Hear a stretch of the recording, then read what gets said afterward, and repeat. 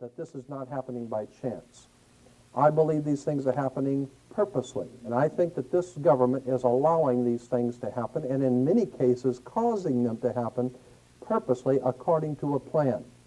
There is something called dialectics, Hegelian dialectics, we can get into later, but the whole idea is to cause people to be frightened, and in order to frighten people, a frightened and fearful people will do things for you. They will submit to you if they're sufficiently frightened.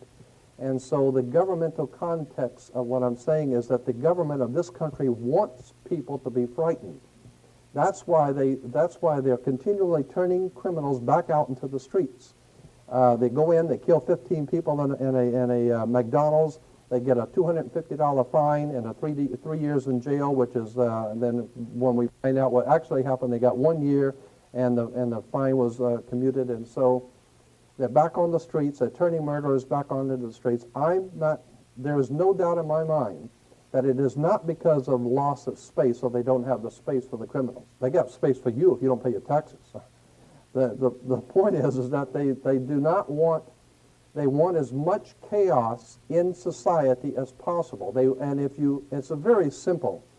The World Health Organization came out a long time ago, and since then the FBI has concluded the same thing, that the truly criminal element in America is less than 1% of the total population of America are truly criminal element. 1% or less are the murderers, are the real serious criminals.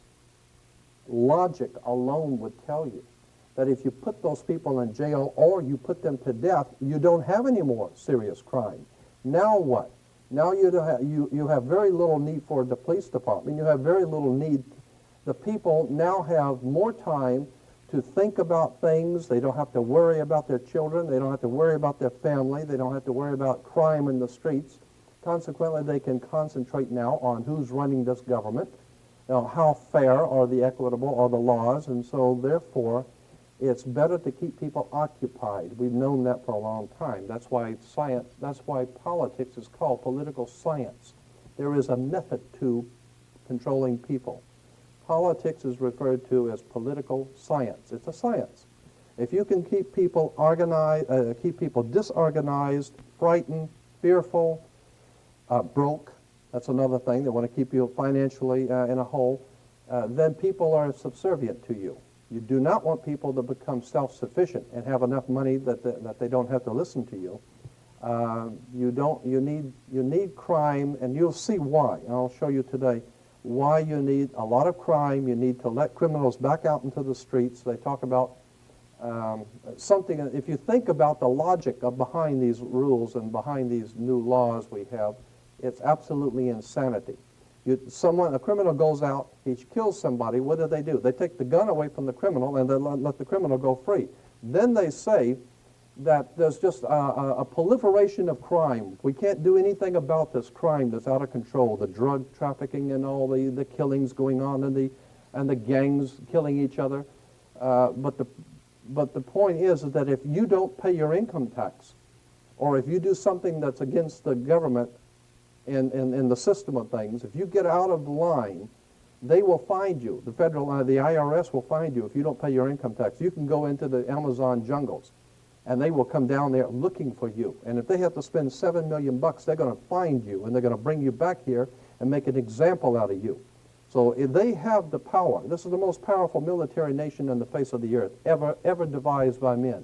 This nation is the most powerful military combine on earth. It has always been. And if you think about the time back in, 50 years ago in 1940, when the United States was a very infantile country, it didn't have all of the high technology it has today, and just within a couple of short years, it got its stuff together and was able to meet Adolf Hitler on the field of battle throughout the world, and was able to do a battle with the whole Nazi empire. But they can't do anything about the drugs in Pacoima. The problem is that they have total control over everything. So anytime you see things going on, just understand that the powers that be in this government want it that way. Franklin Roosevelt, probably most of you don't remember who he was. He was one of the presidents. Franklin Roosevelt made a statement publicly that I think is very important. He said that anytime you see anything happen in politics, you better understand it was planned that way.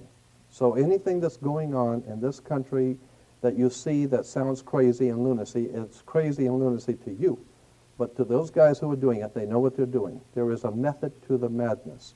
I want to show you, and I think it'd be better if I just go on and begin with the slides, because I have so many of them, and I'll just stop and comment as we're going. Are we going to be able to... Well, I don't know. Let's see. Is that okay? Yeah, okay. On the dollar bill, you'll see on the back of the dollar bill, you'll see the symbol on the left-hand side of the bill, which is annuit coeptus, which means our enterprise is now a success, or our enterprise is crowned with success. Annuit coeptus. So you're saying, fine, so you have an enterprise and it's now crowned with success. What enterprise are you talking about? Novas ordo seclorum. Novas is novus, meaning new. Ordo is order, and seclorum is where we get the word secular, meaning the world. So it's new order of the world, the new world order. George Bush's new world order is now a success. But the problem is this was put on the dollar bill back in 1934. 1934 is when the Federal Reserve actually finally took total control of the United States monetary system, and that's when they said it is now a success, because this is a symbol. This is an emblem of a secret society. A secret society of Freemasons called the Illuminati, the German Bavarian Illuminati. They were a secret society founded in the south of Germany. They were called the Illuminati, the illuminated ones, the enlightened ones. They they connected themselves to another group of Freemasons in France, in the south of France, referred to as the Pierre de Sion, French Grand Orient Temple Masons. And so this symbol today, while it's on the back of a $1 bill, it is also incidentally on a document in the British Museum and in the Louvre Museum. Both have some of the original writings of that sect of Freemasons in Germany that are today on display. And on one of the documents, it has that exact symbol, annuit coeptus, novus ordo seclorum, and that was in 1774 that the Bavarian Illuminati drew up their plans for what they were going to do in America and how they were going to do it. And that's not a new. That's not just from 1934. That goes all the way back to 1774, 1775. It's a symbol of a secret society. The triangle at the top with the light emanating from around it is Horus. The god of the ancient Egyptians, of course, is an Egyptian pyramid. You don't find pyramids in America. You find them in Egypt. And that pyramid is the symbol of the eye, was in the Egyptian religion Horus, which was the newborn sun. Every morning when the sun came up, his name was Horus. That was the solar divinity in Egypt. Horus was God's son, the light of the world, who is risen. He is our risen Savior, our risen. And so Horus was referred to as God's son, and that's why the light is emanating from around, because it's the sun. The sun is a round eyeball of God, the ancient Egyptians believed. The pupil of God was the sun, and he's watching you. And therefore, the sun was very bright. And so today we even say someone who is extremely intelligent is brilliant. They're bright. And that's why God is, of course, the most brilliant of all. Therefore, the sun is the most brilliant because it's God's eye. All right, anyway, there are 13 layers on the pyramid. And the 1776 at the bottom is 1776. A lot of people think it's because of the country being founded in 1776. It has nothing to do with that. As I said, this is on a document published back in 1774, 75, and then in 1776 the Roman numerals appeared on it in Europe. So what it amounted to is that the 1776 was when this secret society actually formed itself into a secret society and put itself into operation. Like any other secret society or fraternal order, there's a few years in the formative stages. And then there's a time when they actually get a charter and come together and actually become an actual organization. and then they get a charter from the government, and they actually are a legal organization. They were in operation in the 1760s, 1770s, but it wasn't until 1776 that they actually made themselves into a coherent order, and it was called the Order and Sect of the Illuminati. They were the basis for what we call today in our country the Bavarian Illuminati was the basis for what we call today the Colombian faction. The Colombian faction of the Illuminati came here right after this government was formed, and that's where we get today this Columbia Space Shuttle, Columbia Movies, Columbia Television, Columbia Records, everything, Columbia University. As a matter of fact, Columbia TV, Columbia Broadcasting System, CBS. What is the symbol for CBS? It's the all-seeing eye of CBS. It's the Colombian faction of a secret society that calls themselves the Colombians, and that's why our government is in the District of Columbia, because these guys own our government. They print our money, and they own not only the government, but they own you. You are their property. As a matter of fact, when you're born, your birth certificate, on the bottom of the birth certificate, it says the Department of Commerce. It is a property of the Department of Commerce because you are nothing more than a piece of commercial material. That's why if you're out of work, you don't go to the unemployment office, you go to the office for, what is it called, human resources, because you're just a human resource. So, in other words, these guys print the money, they run the country, and they own you, and they own everything around it. And so they make the laws, and that's why they can decide who can kill who, and who can get away with who, and who can get away with whatever, because they make the laws and they decide, all right? The new order of the world, our enterprise is now a success. As I said to you before, there are 13 layers of this pyramid. There are 13 letters in Anno Coeptus. We'll get into that, all of this symbolism later. But 13 is a very important number to this secret society.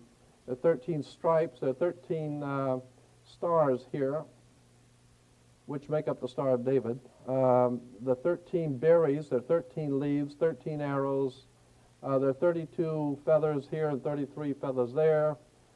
Everything is done in sequence of 13 because 13 is an unlucky number. That's why we say 13 is an unlucky number, because the reason why we say it's unlucky is because it is a divinely inspired number. It has to do with God in the heavens, and therefore it's unlucky for you. And it's not supposed to be used by you.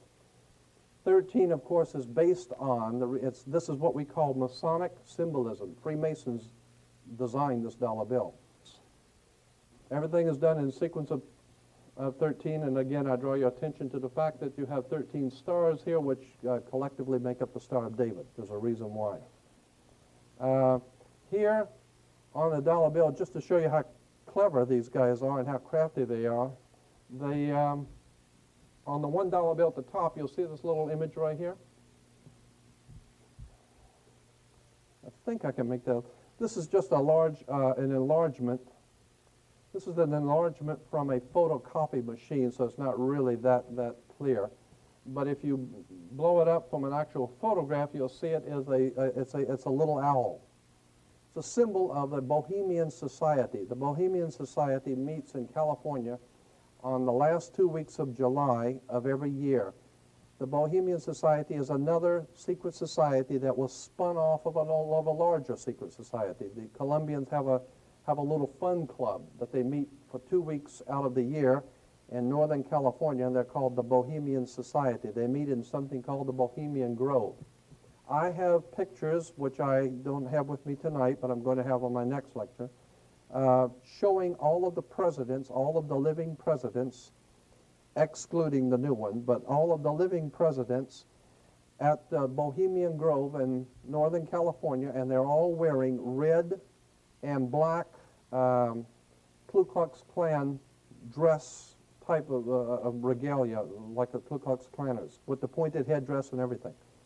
And, I mean, that's quite a sight to see presidents dressed like Ku Klux Klan members, right? And they're standing in front of a big open pit of fire, and behind them is about a 20 to 25-foot owl behind them. And the article in Elm magazine and Time magazine, I've got 2 or 3 different magazines showing basically the same pictures. It says that the presidents meet with all of the heads of industry throughout the world, all of the heads of state throughout the world, and all of the most important wheeler dealers in this country, and they all meet up in Northern California, and they have rituals where they go before the owl after midnight. And then what a picture you got, with all the presidents dressed up like Ku Klux Klanners with black and red robes on before an owl. And these are your presidents of this country. And the reason why they chose the owl is because the owl is a symbol used in Europe by secret societies, because the owl is wise because it sees things in the dark. And the implication is, of course, that's why they are where they are, because they're very brilliant and they know things that you don't know. So they see things in the dark and they put their little owl on the dollar bill. It's just a clever little thing, but it shows you how these guys think. We get into Masonic symbolism. When you drive by a Freemasons, the Masonic Lodge, you'll see the square and the compass and then the G in the middle. The G is for not God. Everyone thinks it's for God. It's not. It's for geometry. Actually, it goes back even further than geometry. In 1717, it was stood for geometry. But the G has been used by secret societies as far back as ancient Greece, meaning the generative principle, the principle of generation or sexual principle in nature. And so when you see that G, just remember it stands for geometry now. So talking about geometry, here is a typical geometric figure of a three-ring square. The circle, the triangle, the square, all have Masonic and spiritual meaning, as you'll see. But here we have the square within the magic circle. Here's a Washington Monument from above, the square within the magic circle. Incidentally, the Washington Monument is the Egyptian obelisk, another, like the pyramid on the dollar bill, another Egyptian symbol, because what America is referred to by the secret societies throughout the world as the New Egypt. That's a term that is given to them in their given to America in their literature, the New Egypt, because our whole laws are based on the ancient magic of Egypt, the white and black magic. That's why your police cars have black and white cars, because it's the idea of black and white magic coming out of Egypt. And these people that are running this country are really devious. But here we have the mystic star. I think I'm probably going to have to adjust each one. Here's the mystic star, to give you an example, is a seven-pointed star that's used in secret societies. You'll see it all over. Seven-pointed star. Here's the Masonic Orders of Fraternity. Again, you'll see it.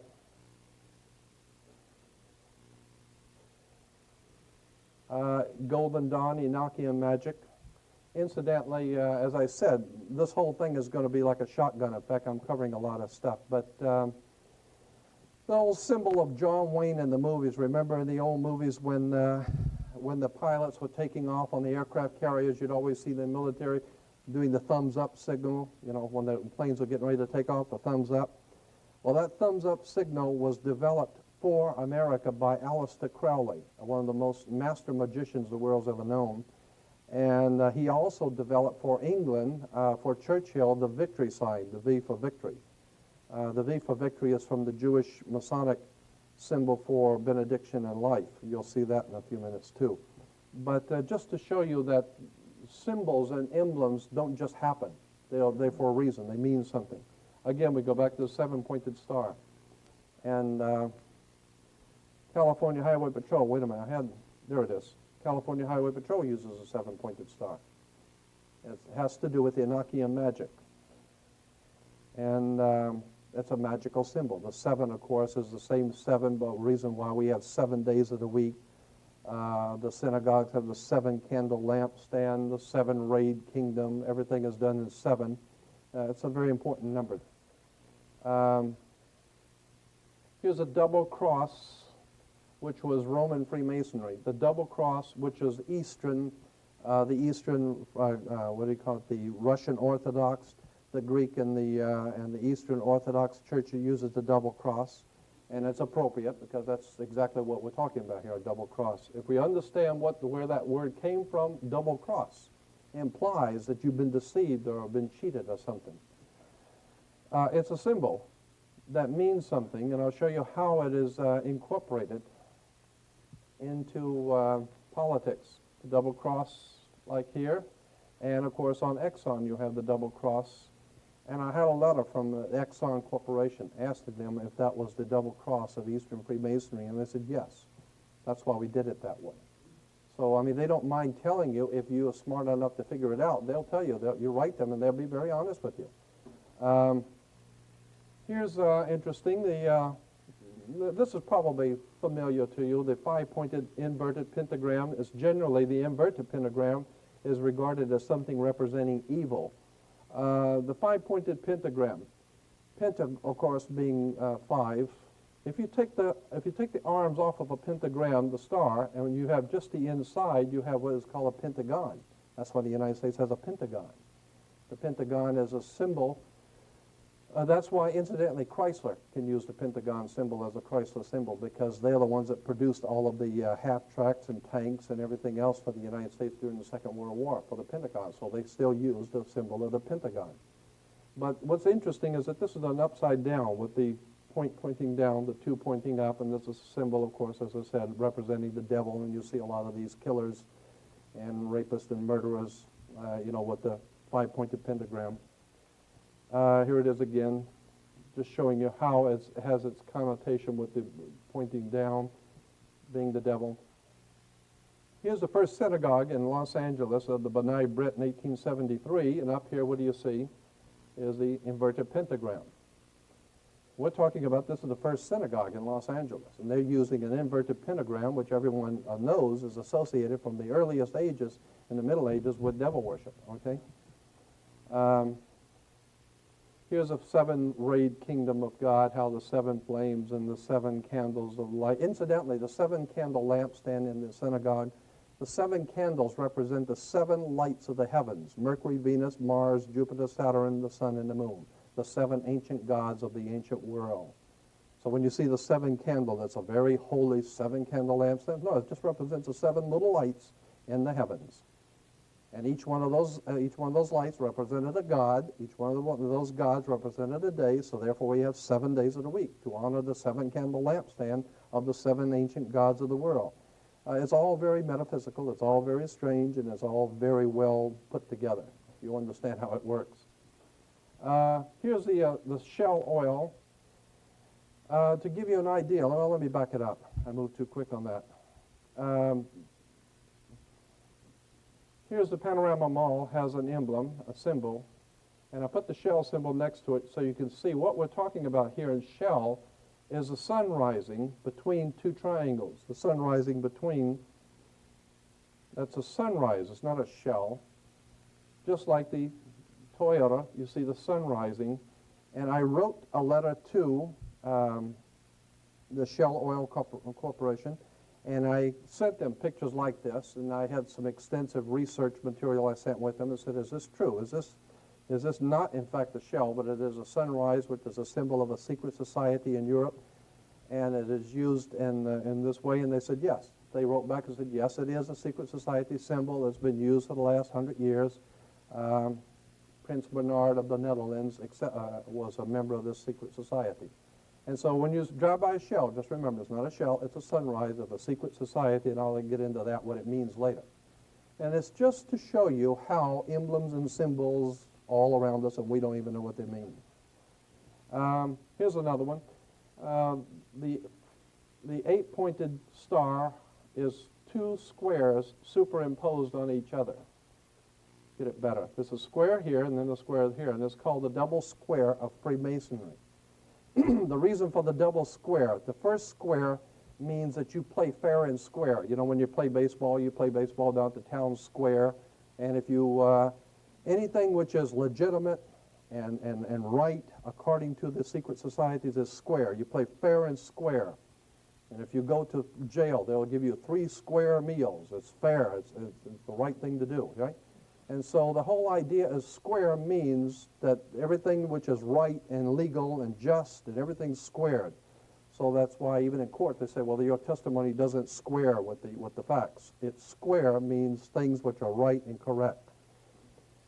When you superimpose another square, the implications of the second square, which you will see, means disorder. It's the intertwining of both order and disorder, meaning that you have the power over what is right and correct, and you also have the power over disorder and things which are not right and which are not correct. And so the same people control both chaos and order. Incidentally, that's why you have, well, I better not get into that because that's going to come up in a minute. Here it is again, the double square Freemasonry. The chevron oil is actually the double square Freemasonry. See, this is two squares. Oh, wait a minute. This is two squares. What this chevron is, and that's the word chevron. You'll see on the military, the police wear them on their arms, and the military wears the insignias of power. They're called chevrons because they are squares. It's a box. That's a box, and this is a box, and this box is sitting on top of that box. And if you draw a line, for a triangle back here, you'll see it's two square boxes sitting on top of each other. It's referred to as the double square or the chevron of Freemasonry, the double square Freemasonry, okay? And so it implies that the powers that be in this world have both control over revolution, trouble, anarchy, and they have control over good government and over righteous government. So they can do whatever they want. You want to have a good government or bad government, they can do the same. They can do whatever they want because they got the money and they got the power. Here in England, of course, it's more appropriate in England, is the double square Freemasonry in London at the Parliament. It even says the octagonal Central Library in London has the double square Freemasonry.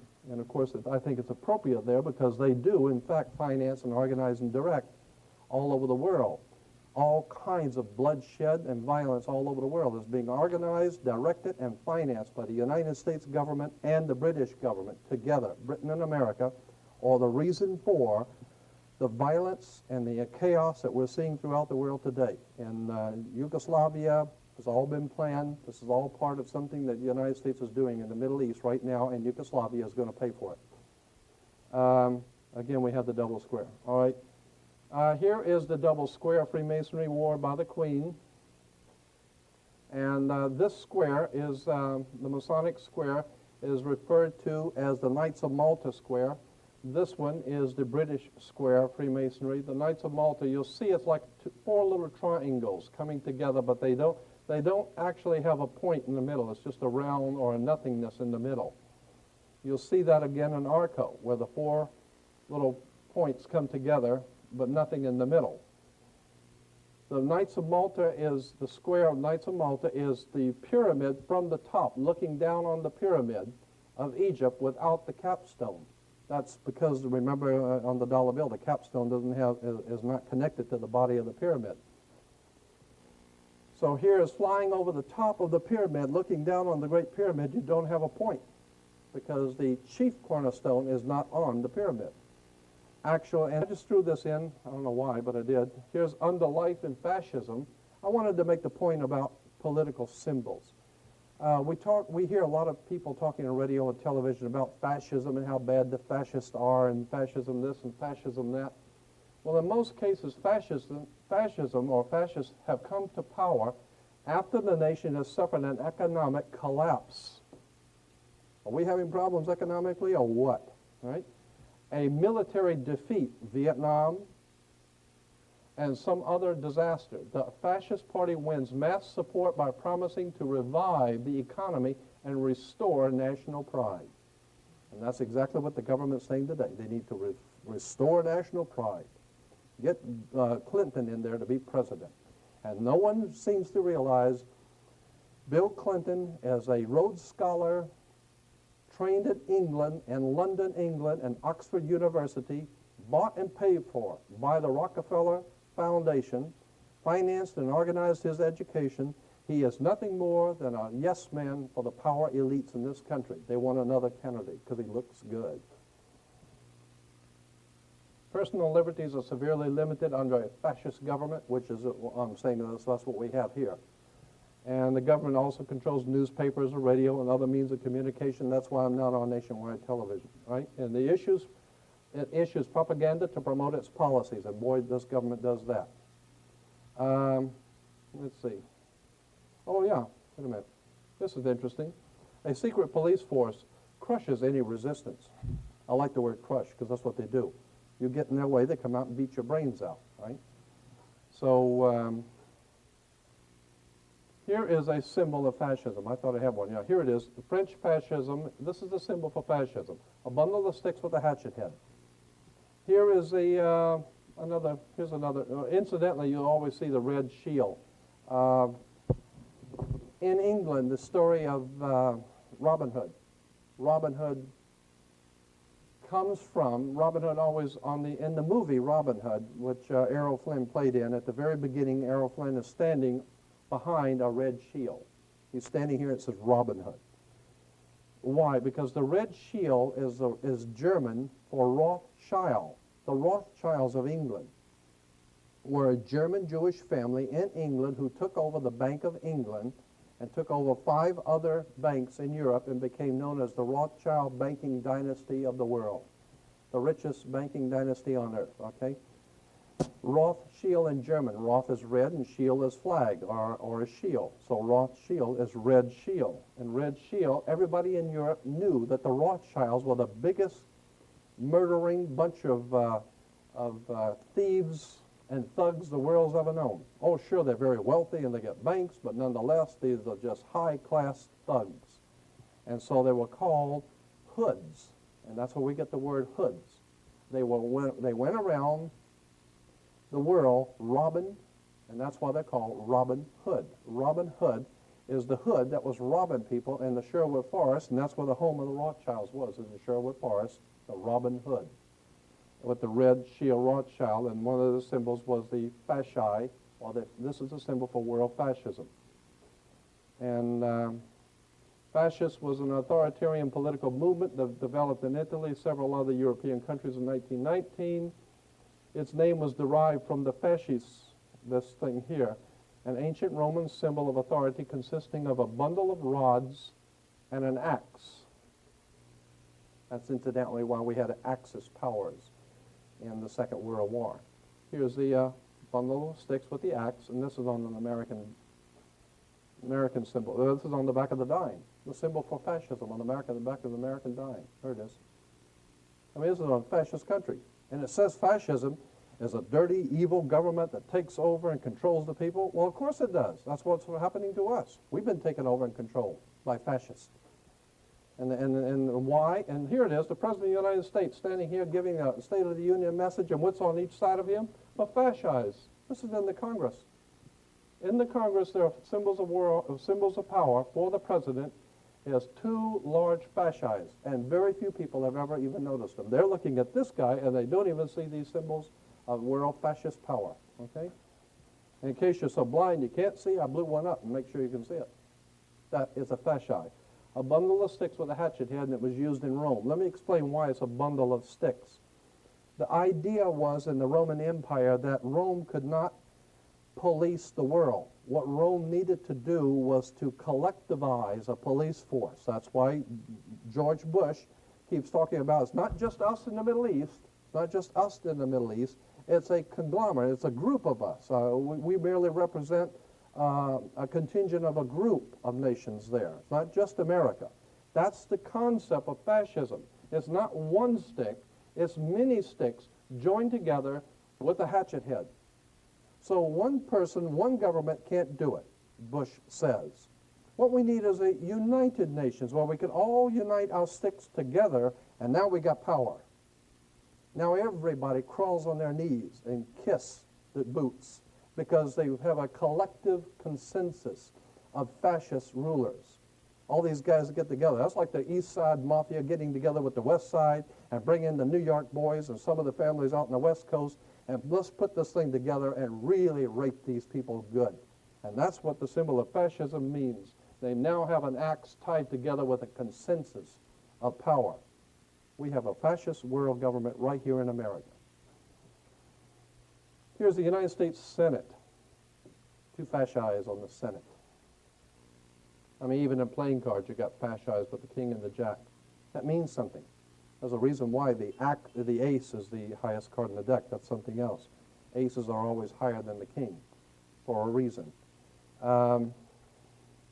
Here's another symbol, a geometric symbol used in Freemasonry by these secret societies, a triangle, the pyramid, within the circle again. And incidentally, the pyramid or the triangle is important because it goes back to the old pyramid of Cheops, which incidentally, I don't know if you know this, but the big pyramid called the Pyramid of Cheops in Egypt has no peak. It has no point. It has no point on it. The chief cornerstone of the point never was there. And the circle represents, of course, the sun. This is the sun, always the circle. And it has to do with Stonehenge. Stonehenge is a symbol for the sun in the old ancient Anglo-Saxon Germanic secret society. So that's why Stonehenge and the pyramid are connected.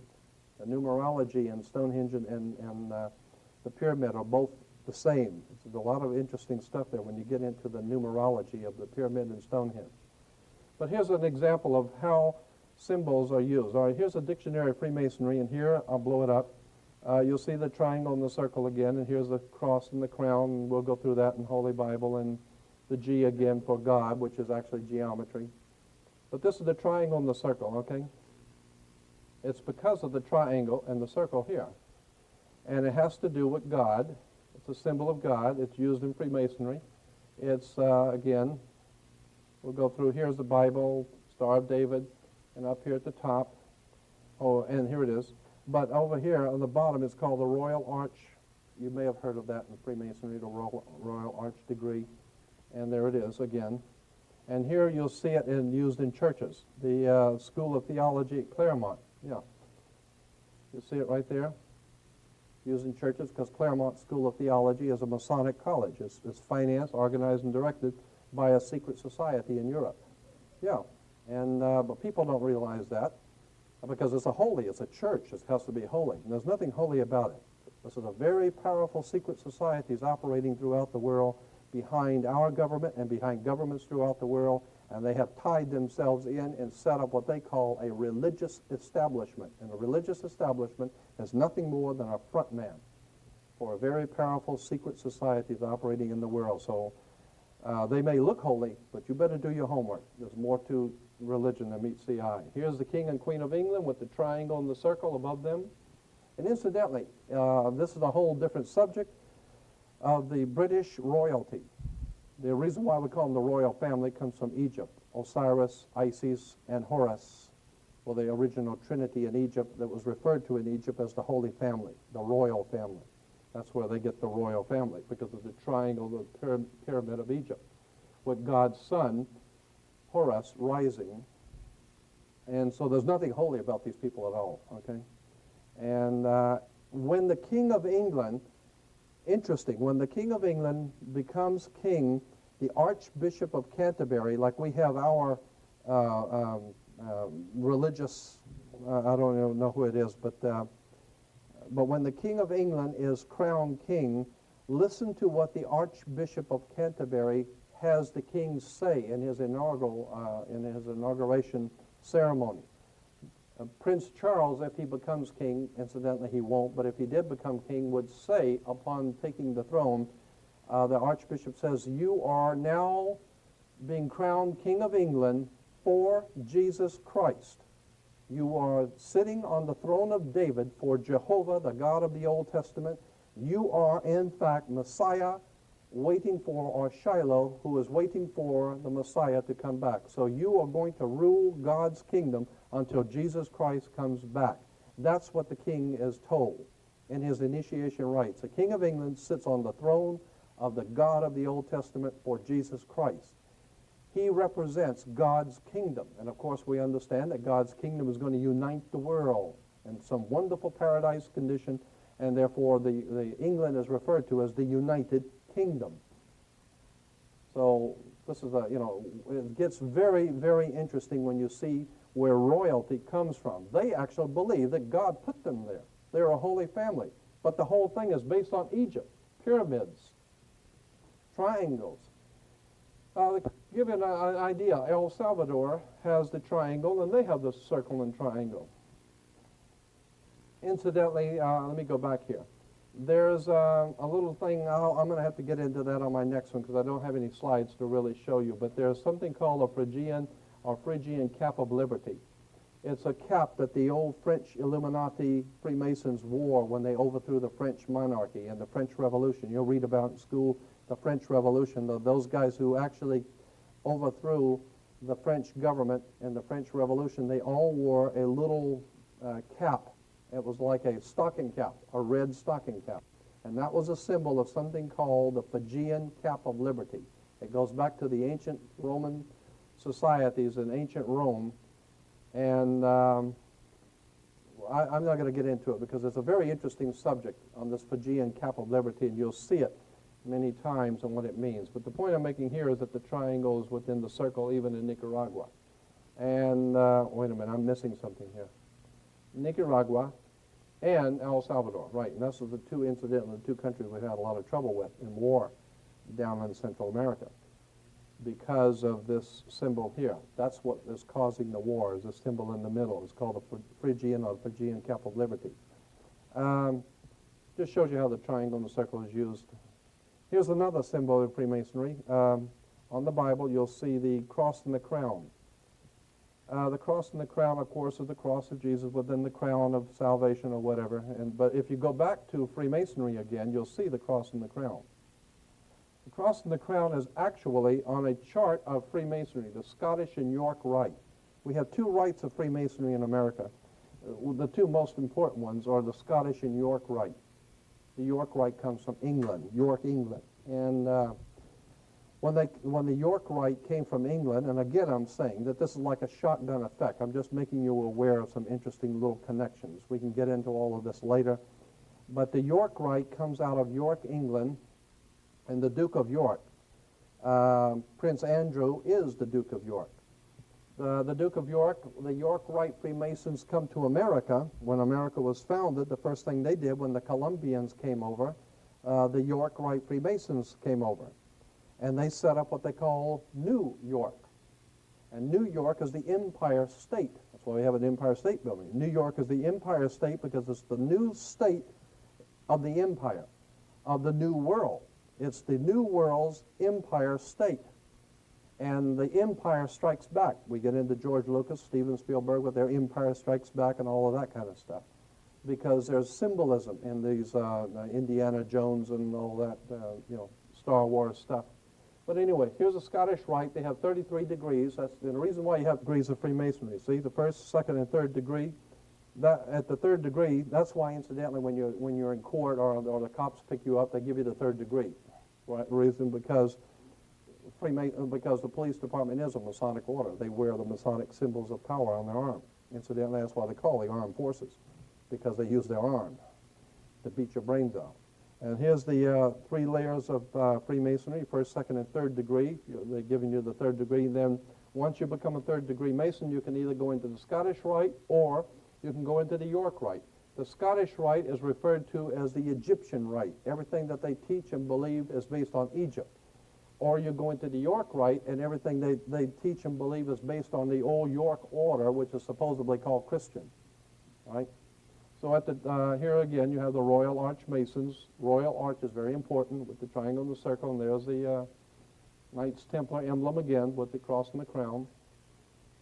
The Order of the Red Cross is one of them, and here's the Order of Malta. When you're giving money to the Red Cross, just remember where it's going to a Masonic order. And that's why, incidentally, Red Cross can go behind enemy lines during wartime and negotiate for prisoners. Why can they go behind enemy lines and you can't? Because they're part of the war. They are part of the establishment. They operate on both sides. So we got Royal Arch Masons with the triangle representing the pyramid within the sun. We got the Red Cross, the Order of Malta, and that's why Bush went to the island of Malta. They have this summit, and the summit is the top of a mountain, and the pyramid is the old mountain of God. And here's the York Rite with the Order of Knights Templar again. Now here is, I'm just showing you this so that, here is the, again, it says the pilgrimage to Virginia of the Knights Templars with the cross and the crown and the Star of David with the Masonic handshake. That's the Knights Templar Masonic Order, and here it is on the Watchtower Society of Jehovah's Witnesses. So a lot of people, poor Jehovah's Witnesses, they have no idea in the world that the man that founded their order, Charles Taze Russell, was in fact a York Rite Freemason. He was financed out of London, England by Lord Philippi de Rothschild. His money came from England to found an order called British Israel Freemasonry.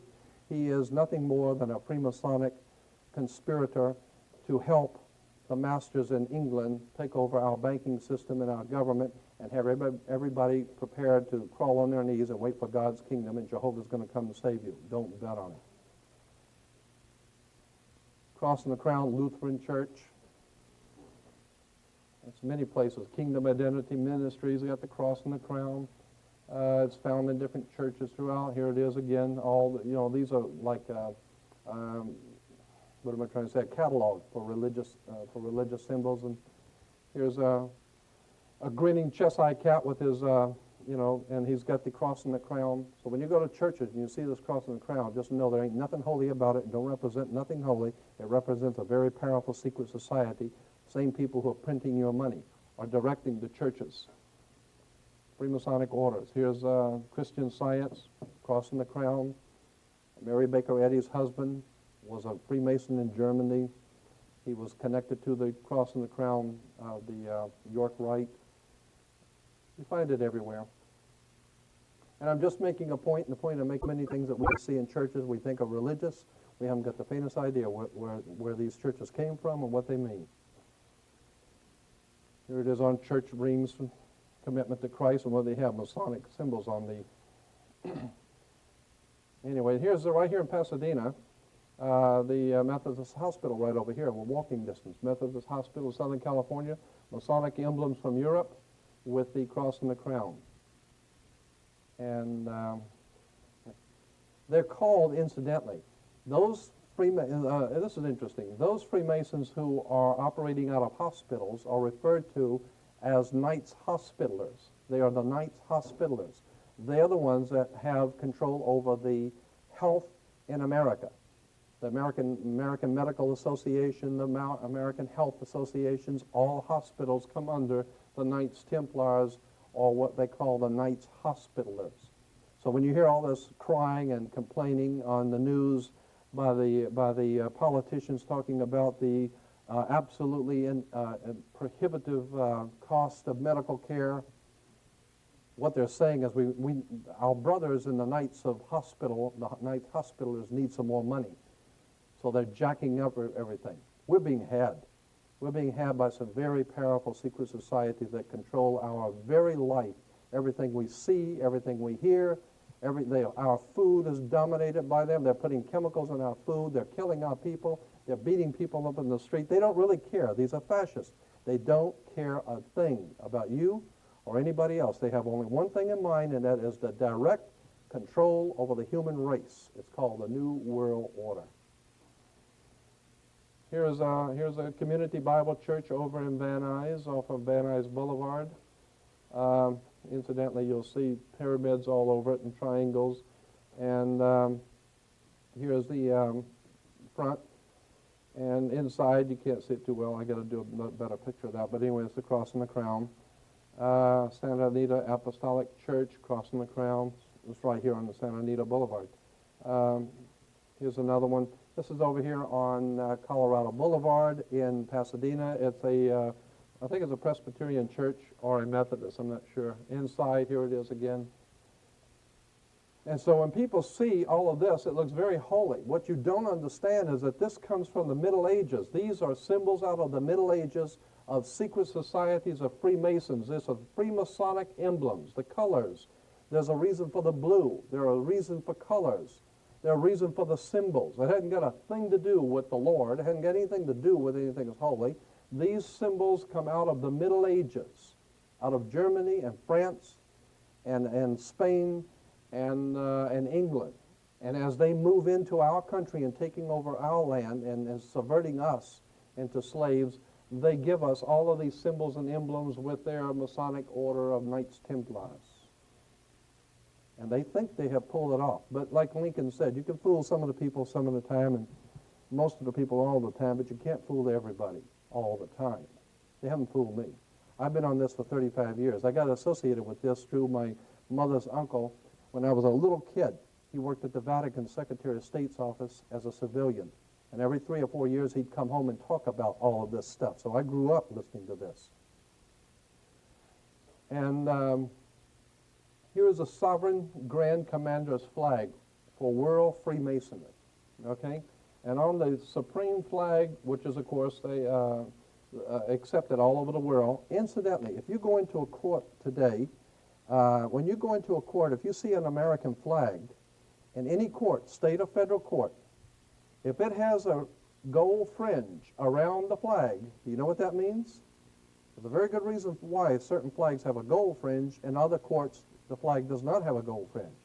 According to international maritime admiralty law, when a government is at war, it must fly its flag with a gold fringe to show sovereignty in a point of war, in a time of war. It's called martial law. In a time of war, flags have gold trim, which means before we were this country and we were happy. We're at war. You see that gold? That means sovereignty. We are at war. Gold fringe means martial law. So when you go into a courtroom to pay your fines or a ticket or anything, and you see the American flag with a gold fringe, that means this is a military court. This is martial law. And they have the right to beat your brains out with a stick if they want to. This is not a civil court. It is martial law court under military control. And the judges know that. And most people don't understand that. But anyway, on this world symbol for Freemasonry flag, you'll see the snake biting its tail. That has to do with something occult. But the words Ordo ab Chao, you'll see it, Ordo ab Chao. You'll see it in Masonic literature, the double-headed eagle. Incidentally, you probably have seen the double-headed eagle many times. The double-headed eagle in Freemasonry means the Masonic order is symbolized by the eagle. Incidentally, we have an eagle as our symbol in America. But the double-headed eagle means that it is a Masonic order that has jurisdiction, like the eagle of America has jurisdiction over us.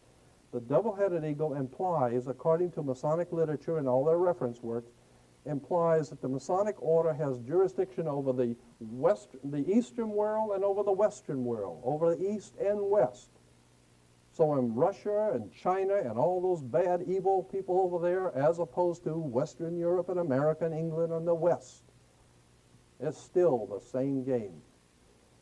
Ordo ab Chao, in Latin, order out of chaos. So what we're talking about here is these people are causing, financing, organizing, and directing chaos. And for what purpose? To bring about a new order. To keep you frightened, keep you scared, keep you broke, and keep you on your toes. And while they're keeping this chaos going, they are instituting a new order, and you didn't even know it. In other words, it was bad enough as it was. Now it's really going to get bad. So, Ordo ab Chao again, you see it everywhere. Incidentally, you'll always, when you see Masonic orders, you drive by and you see in front of Masonic lodges, you'll always see the double-headed eagle perched on a sword, always on a sword. Because they said real power comes from the sword. And that's the way you create chaos, is with the sword, with violence. And out of that violence, Ordo ab Chao, order out of chaos. That's why they had television shows, comedy shows a few years ago on television. One was Get Smart. While they tell you, anytime somebody's telling you get smart means that you're implying you're an idiot. Get smart, wake up. Get smart. What were the two sides in Get Smart? One was chaos, and the other was control. Right? Get smart, wake up. This is what's going on here. It's a scam. So when you see that everything, all this rioting and all this killing, and the gangs killing, that's all being planned. This government is planning This government is planning gang warfare. They want the gangs to kill each other. That's part of the strategy. It's incredible. Ordo ab Chao. Anyway, order from chaos to control.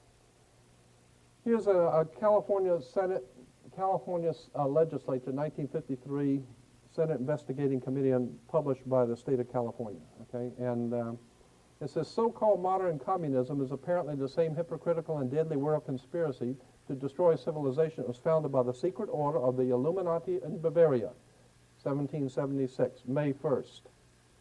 The World Revolution conspiracy appears to have been so well organized and to be ever continuing and ever on the alert to take advantage of every opportunity presenting itself or that the conspirators could create.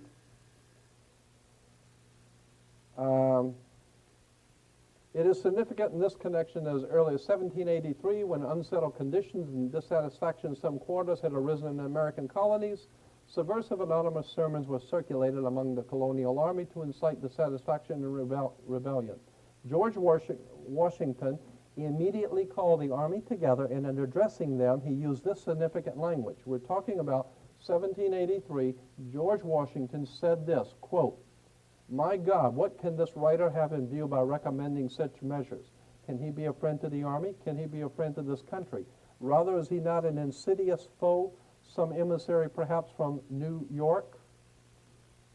So George Washington already realized that there are conspirators who are planning our demise, and they're operating out of New York. Then the Senate goes on to say, it is plain that Washington believed the then center of this secret conspiracy, so far as this country was concerned, to be located in New York, and felt it to be his duty to make such a direct statement. So what we're talking about here is as far back as 1783, we've known what was going on. Well, I better go on to the next quote because it'll make sense. The recognition of May 1st, 1776 as the founding date, which is on the bottom of the pyramid on the dollar bill, 1776, had nothing to do with founding this country in 1776. It has to do with the founding of the Illuminati in 1776. The recognition of May 1st, May Day. That's why military, when a plane's going down or there's trouble, they call it, it's a Mayday call. It's a Mayday. Mayday means trouble. That's right, because these people are trouble. They cause chaos, violence, revolutions throughout the world, bloodshed in Afghanistan, in Yugoslavia. Anytime these people decide they want you, that's trouble. It's May Day, and that's the symbol for them was May 1st. That's when their conspiracy was formed in 1776. Now, the recognition of May 1st, 1776 as the founding date of this world revolution conspiracy is not difficult to understand when it is realized that May Day is frequently celebrated, even in recent times, by rioting and bloodshed on a worldwide scale. That's why the Soviet Union always had their May Day parades, because the Soviet Union was always going out and killing people and murdering people, and they would celebrate on May 1st, because what they were saying on May Day was that they're celebrating the world conspiracy. They're celebrating the world Masonic conspiracy that is financing the Soviet Union. And incidentally, and as it says, it's often celebrated, even in recent times, by rioting. That's when we had our last riot in Los Angeles, was on May 1st, May Day. I mean, the thing that happened in Los Angeles was set up. The CIA and the federal government set up what we call the riot in Los Angeles.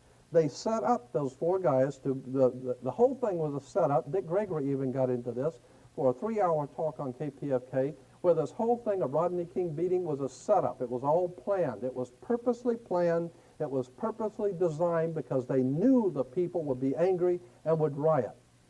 It was a setup.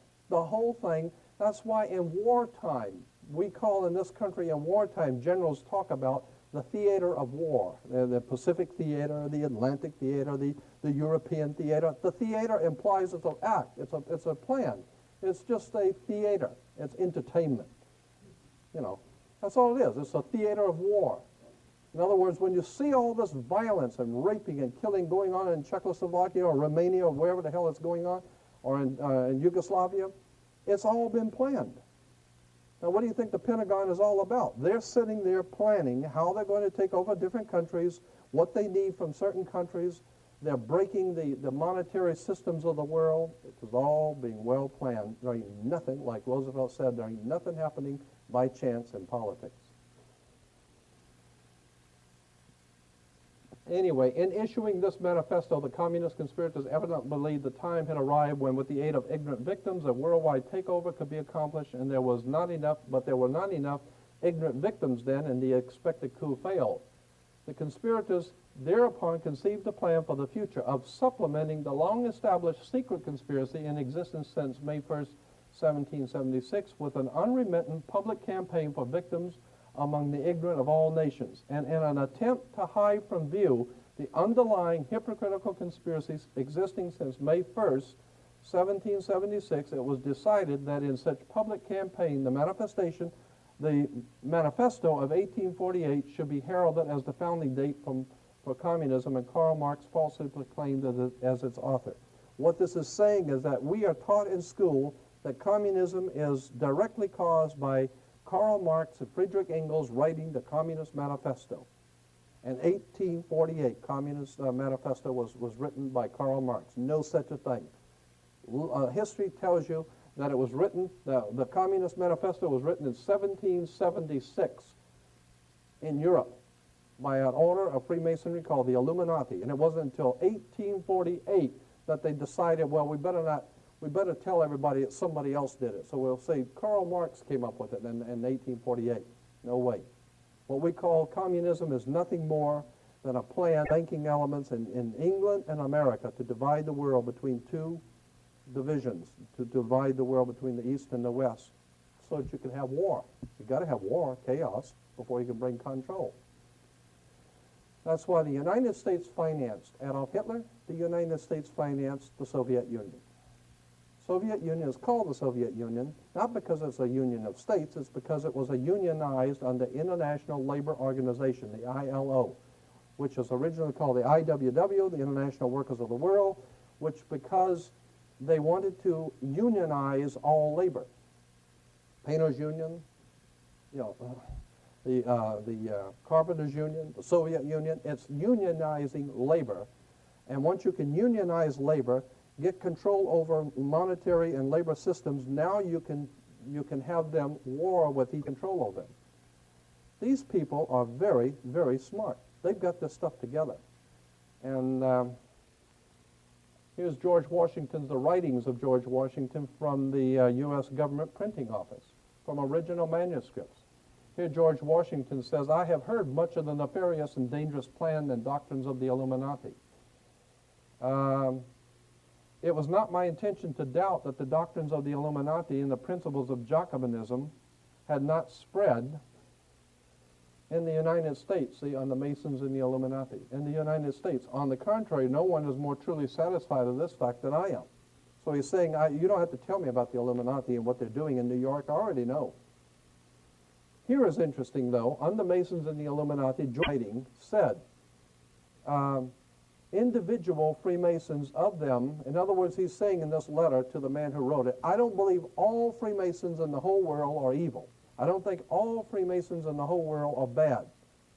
But I know what you're talking about when you say that there is a secret conspiracy operating out of New York and in America and throughout the world. Nobody is more truly convinced of that than I am. Of course, there's a lot of ignorant people in Freemasonry that don't know any of this. But that individuals of them may have done it. I'm going to paraphrase this because it's an old English.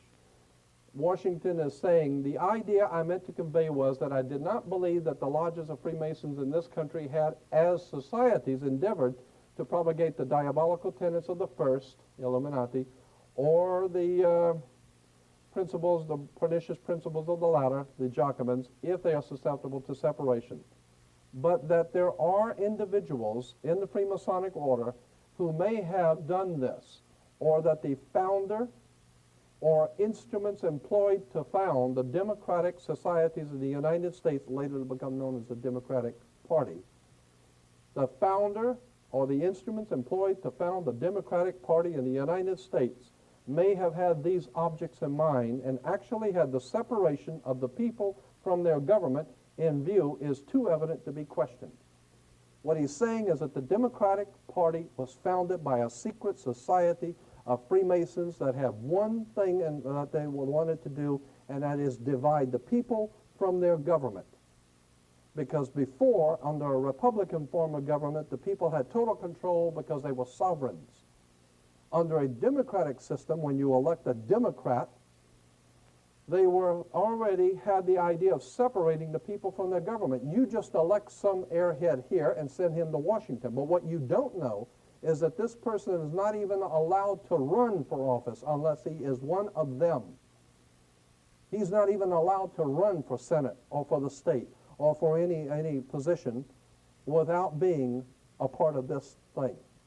So if you want to run for office, you just go out and try and see how well you can run for office without being a part of the Illuminati or the Freemasonic order of things. If you don't belong to the right club, Jack, you ain't going nowhere, period.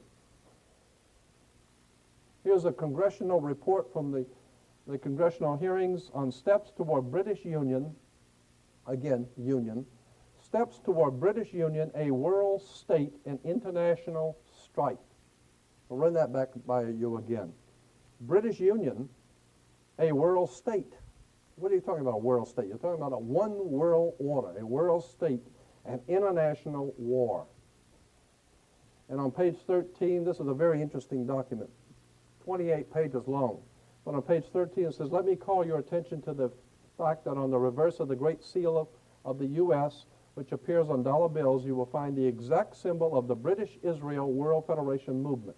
This symbol is also carried on literature of other organizations promoting a world government and a world religion. At the bottom of the circle surrounding the pyramid, you'll find the words Novus Ordo Seclorum. This is the new order that was advocated by Clinton Roosevelt several hundred years ago. So this is a symbol of a thing called the British Israel World Federation. It is a connection between England and America and the Masonic orders of both and how they put this thing together. That's why, I guess, again, we say that England is God's kingdom, the United Kingdom. And as a matter of fact, there's a very big difference. A lot of people don't know this. There's a very big difference between being an English and British. British comes from a Hebrew word. Brit in Hebrew means a contract or a covenant. And ish in Hebrew means man. Therefore, British means the covenant man, man of the covenant. What covenant? It's the new covenant, God's covenant for a kingdom through Christianity, through God's kingdom, the United Kingdom, the British. And the British, with America, are involved in something called British Israel Freemasonry. And all these dopes in Washington, D.C., and these conspirators in Washington, D.C., the District of Columbia, are nothing more than frontmen for a very powerful secret society is preparing us to accept something that's called God's kingdom. Remember, Armageddon's coming, the end of the last days, the end of the world, Jehovah's Witnesses, the Mormon Church, the end of the world. You better do your homework. There's something going on here. That's why we have a 51st state. Incidentally, a legal term in this country for a state is called the state of. Like the state of Alabama, the state of New York, the state of Florida. State of is a legal term according to international maritime admiralty law. That's why we have a state of Israel. Israel's not a country, it's not a nation, it's called the state of Israel because it was set up as part of our federal system. It was set up in 1948 by the United States and England, and it was referred to under international maritime admiralty law as the state of Israel because it is an actual state of the federal system of America. So you better figure out why too. There's a reason for it. Here is a symbol taken from a Freemasonic book they didn't know I had, and here's the fires of revolution and trouble, anarchy, the cauldron of fire they call it in Freemasonry, the revolutionary trouble, and here's the pyramid with the Masonic.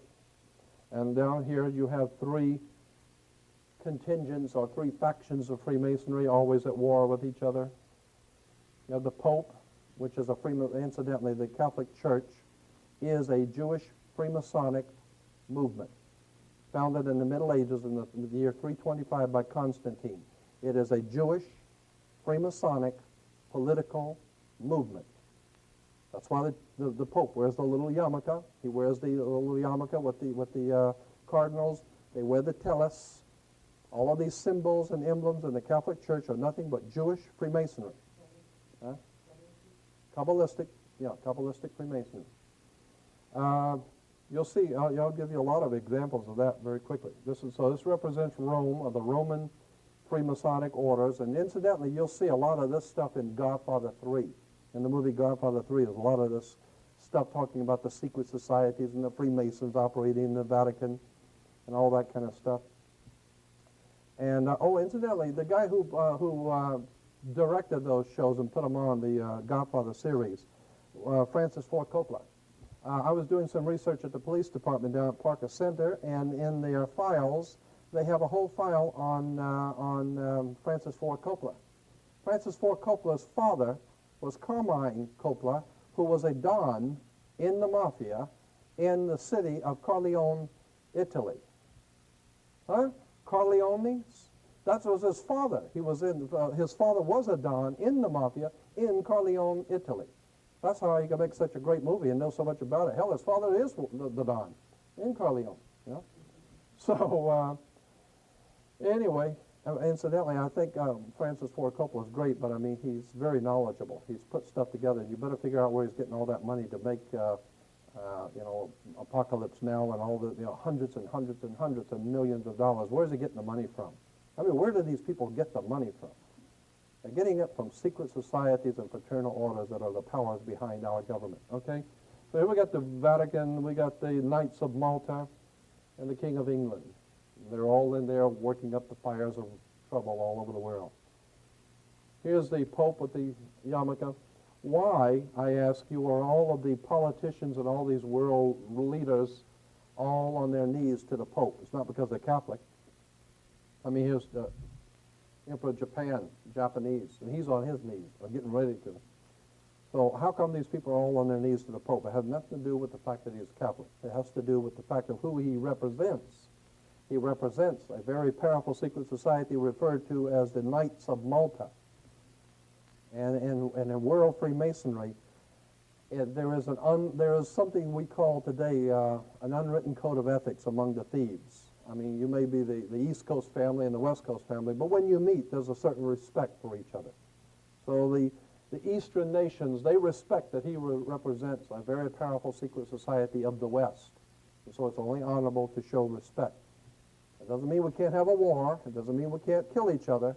But this is a state affair, so we all on our knees. And these symbols here, the stripes going over the shoulders, all are Masonic emblems. They always represent who you are in the Masonic structure of things in world Freemasonry. That's it, exactly. That's why they killed John Kennedy, too, because the Pope, they were afraid. Freemasonry in this country was very much afraid that John Kennedy was going, the old Joe Kennedy was going to start a Catholic dynasty in America. And that's one thing they're not going to have in America, the Catholic dynasty. You can't help it once in a while a Catholic will get elected or something, but we ain't have no dynasty here. I mean, every time you turn around, Joe Kennedy had, 15 kids? My God, he was going to have kids galore. And he wanted to have all his sons be president, congressmen, senators, always going to be a Kennedy doing something every time you turn around. So somebody decided to take Kennedy out. It's interesting that Kennedy, all the stuff around Kennedy's assassination is just filled with secret societies, fraternal orders. All you need to do is see JFK and you know there's something going on here. Anyway, here you got the Knights of Malta on Nazi soldiers with Adolf Hitler. That's because Adolf Hitler was connected with the Vatican. The Vatican signed concordance with Adolf Hitler. And that's why Mussolini and Adolf Hitler and the Pope, they were the enemies of Jewish Freemasonry in America. That's why if they're going to kill a few Jews in Europe, who the hell cares? I mean, that's business, you know. That's why Hitler was killing Jews, is because the Vatican was an opposing branch of Freemasonry, which was a Gentile Roman branch of Freemasonry, which is why Rome, Mussolini of Italy, joined together with Adolf Hitler because they were trying to reestablish what is called an Aryan system of laws and science in the world as opposed to the New World Order in America. So when you see all these things happening on a world scale, they're not just happening. There's reasons for all of this stuff. You know, here's Nazi officials. They look like some of the people who run this country. They're just like it, too. And they look about as, yeah, don't they? Don't they look like governors and senators and whatever? And so here's an emblem right here. This is the Knights of Malta. They all wear the Knights of Malta symbol, Masonic Order of Malta, Roman Freemasonry. But then down here is this is the Military Order of Malta. Incidentally, when you see the round circle with the swastika was the old Aryan Hindu symbol for the sun. Like the Egyptians had Horus, well, the ancient Aryans of India had the swastika for the sun. Incidentally, the swastika for the sun for the Aryans and the Buddhists, the broken legs went the opposite way. Hitler inverted them and went the opposite way. The Aryans had it going clockwise, which meant something spiritually in the esoteric. Hitler broke the legs and made it go backwards, which meant it's going back to the east instead of going to the west. So he was reestablishing the old Aryan empire on the ancient Eastern occultism.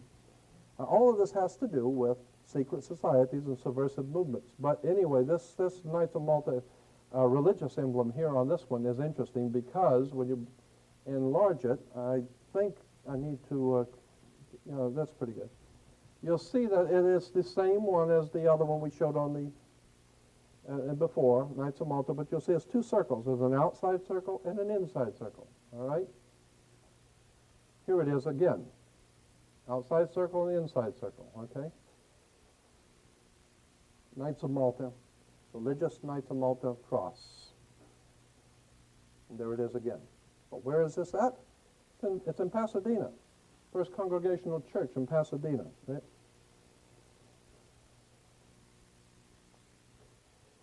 It's on churches right here in Pasadena. The Knights of Malta, religious Knights of Malta symbol. So, and something else you might be interested to know. On all churches, you'll find pointed arches on the doors. You go in the church with a pointed arch, and the windows are pointed arches. The pointed arches symbolize the female. The pointed arch of the female. And that's why that's why they would never allow women to be priests in a church, because the philosophy which gave birth to what we call Roman Catholic or Western Christian civilization was based on the female arch, and the priest wears the robe, or the robe, which is the female dress. A robe is a female dress. And a priest wears a robe because spirituality in the ancient world, according to the ancient world, spirituality was always in the hands of females, not the males. Men were never thought to be holders of religion or spiritual creatures. They were the ones that went out and killed and raped and murdered and brought in the food. The women were the ones that nurtured the child, brought civilization to males, because if you take all males, you lose civilization. You need the female to civilize society. Yes? Oh, yeah. Compass of the male. It has to do with that. And that's why I said that the priest represents, with the long robe, he's representing female wisdom, or something the Greeks call it Pistis Sophia, female wisdom. And within the female wisdom, beneath is the male. So it all has to do with symbology. It all has to do with sex, the female, pointed arch, etc. All right, then we get up here to York Rite Freemasonry again, and here is the Masonic square, or the Masonic, the Malta, Knights of Malta cross. The cross, that's the same one the Queen was wearing. Right? The Knights of Malta cross. Here it is again. Let me go back to that. Order of Knights Templars.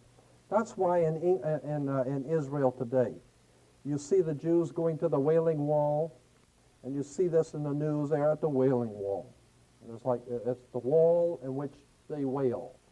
They wail because of the Wailing Wall was put there It's a very difficult story to say in a couple of words, but that's where we get Wall Street, from the Wailing Wall, the Hebrews who wail on the Wailing Wall of Wall Street.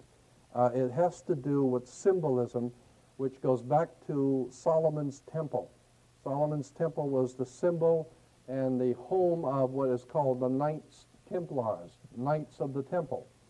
That's why Steven Spielberg has the Jedi Knights, and the Empire Strikes Back and the Jedi Knight. Incidentally, according to, if you go to the library and look up the Masonic folklore, you will see that the spiritual connection between the Freemasons of the York Rite and God was a little spiritual creature they called Yoda, with little pointed ears, and he was a magician. They call him Yoda. Yoda comes from Yoda, or Judah. It has to do with Judah, Yoda, the Knights of Malta, and whatever. You know, you could make a whole study out of any of this. You could make a 3-hour lecture out of every single thing I'm saying. You could spend hours on it, but I'm just throwing all of this stuff in just to show you that there are connections that can be made. Anyway, the Knights of Malta with their Maltese cross. Here's another Knights of Malta, 33rd degree Freemason with the Knights of Malta, okay? Here's the same one on Masters of the Universe, right? That's what they intend to be, is Masters of the Universe. I mean, hell, they own the Earth. Now they're going for the universe, right? Now they want to go out to other stars, moon, own the whole universe. Masters of the Universe. Blonde hair, Aryan. Remember Hitler with the blonde hair, Aryan, Knights of Malta, Catholic Church, kill the Jews. Hey, it's all connected. Right? Okay? You get the Knights of Malta again, and I'm drawing your attention to this strange configuration here because you'll see it again in the fire department. LA Fire Department has the Knights of Malta because the fire department, the police department, sheriff's department, mayor's department, and everybody else's department is all Masonic, the whole thing. We are in the hands of a very powerful secret society, and we call it law. Actually, it's nothing more than secret societies who have totally taken us over. And we just go along to get along because we're too ignorant and too frightened to death to do anything we did know. Yes? Yeah, on a red background. The Knights of Malta are a Gentile Roman Freemasonic order coming out of the old Roman Empire, which was the collective power of the old world of Europe, because Europe was dominated by Rome. And so the Knights of Malta is a symbol for a Masonic order coming out of the old world order of Europe, and it was called the Knights of Malta, and because it goes back to an old priesthood on the island of Malta. Malta was a symbol many, many, many years ago, over 2,000 years ago in the Roman Empire. Let me think of something that's comparable. You know, there are certain places in our country that are hot spots for occultism. And in the Roman Empire, Malta, the island of Malta, was a place where you go there, and those people are really off the wall out there. They got strange stuff going on there, occults and all that kind of stuff. So Malta was always a symbol for occultism in the ancient world. And so the Romans had what they called the Knights of Malta, the knights who operate. Yes? No, the Illuminati, all right. The Illuminati is a relatively new phenomena in Freemasonry. It came in 1776 with Adam Weishaupt. But what the Illuminati was merely a course correction in Freemasonry. There was the Roman world under the Roman domination of Europe, Freemasonic orders. There was the coming out of Spain, France, the coming of what is called York Rite or Scottish Rite Freemasonry, England, Spain, France, coming into America to found a new world order, but above them, above the two orders, which is the eagle with the double head, implying that both sides Both the old world order and the new world order are being dominated by a third one. And that's what Ian Fleming in his James Bond novels was talking about, that there's a third power over the two. And it's controlling both. And that's the Illuminati. No, this is just showing the Knights of Malta symbol, which is Roman Freemasonry, but it shows how they don't mind using both sides, as long as you remember that America is a York Scottish Rite country. They don't, you know, they're symbols of Freemasonry, and what I have to do is I have to show you their works, their reference works that explain these symbols and how they connect, because they're very open with it. They explain their symbols and how they got here and what they mean and why they allow them to be used.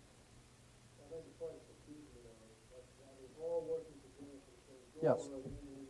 No, they're all working together for the same goal. The same goal is to create chaos, to have Adolf Hitler fight the United States, have Russia fight America, have China fight. All of this stuff is being orchestrated from a higher Masonic order. Well, that's the thing that there's been a lot of conjecture on. There's been a lot of books written about that. Ian Fleming wrote his James Bond novel. He called it Spectre. Remember, somebody, the secret, petting the cat, and he's putting the West against the East all the time. And Ian Fleming, when he was interviewed on David Frost's show, they asked him, who is this specter, this third power group that's always getting the East and the West at war? And he said, England and America and the Western world are aware that there is a third power in the world that pits the two together. And that is operating, he said, out of Switzerland. That's what I think is why Switzerland is a neutral country, because that's where the big boys live. And you don't mess with, yes, the World Bank. As a matter of fact, in Switzerland, there's a large building in one of the cities of Switzerland, and I had a big color picture of it. I don't have it on slides now. There's a large building in a big downtown city in Switzerland, and it's a round, perfectly round building, enormous in size, look like maybe 2 or 3 blocks, round circle, and it's divided into equal three, into an equal triangle. And 1/3 is it says in the article, 1/3 of the building, and then when you fly over it, you can see it. It's like the peace symbol. That's why the peace symbol was the Y within the circle, okay? It was called in runic, in the old German runic, it was called the peace symbol. Anyway, the 1/3 of that building in Switzerland is the world headquarters for the United Nations. 1/3 of the other third is the World Bank, the International Monetary Fund, and the other third is the world headquarters for Freemasonry, the Masonic World Congress. So you got the Masonic World Congress, World Government, United Nations, and the World Bank. This way they keep it all together. You don't have to go out for coffee. You can all work together, right there together, right? Yeah, it's incredible. Here again, I show you the Pope with the Jewish yarmulke. There's a reason why the Pope wears a yarmulke. That's a Jewish headdress. That has nothing to do with God. It has to do with Jewish Freemasonry. The reason why he is called a cardinal, the word cardinal means a hinge on a door. That's what the word means in Latin, a hinge. And the Pope, the word Pope comes from Papa, which is Latin, which means the door to the mysteries. He is the one that you must go through to open up the mystery of God. So therefore, he's the door and he's the hinge. The cardinals are the hinge for the door. And it goes all the way back to Babylon. It goes back to the old ancient Babylonian and mystical religions. Here's a document I got from a Freemasonic friend of mine who got me this document. It's a color. It was on the wall, and I asked him if he had a color reproduction of it. He did. He gave it to me. And it shows some of the different, what is called, the different divisions of Freemasonry throughout Europe. And what they mean and how these guys are all connected together. You know, from England to France to Italy, Spain, it's all being connected. It's all being orchestrated. And yes, I'm not even sure what those words are. That one? I sat and talked to the librarian, the chief librarian. His name was Cook. He was the one that had a copy of this, and he was just explaining how these were the different concordant orders of Freemasonry. in some of the different symbols that are used throughout Europe. I thought it was interesting when I first saw it because that looks like the Pope's tiara, the Pope's diadem, right? And that looks like the Pope's diadem. And I called it to his attention, and he said, yes, it is. That's the papal headdress. With the, so what we're talking about here is free. Huh? Yeah.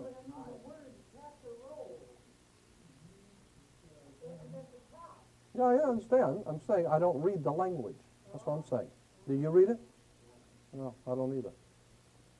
I forgot what the guy was saying. He was, it was an old man. He was telling me all this stuff, and he was writing it all down for me. And I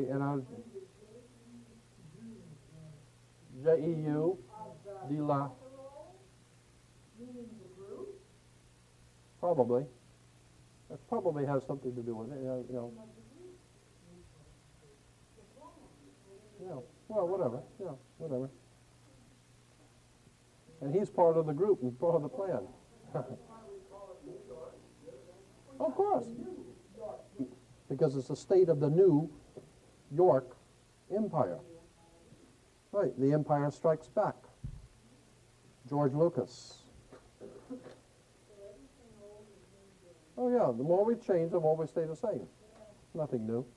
Here it is again, the Vatican with the Masonic symbols. I'll run through this pretty quick. I don't want you to get too bored.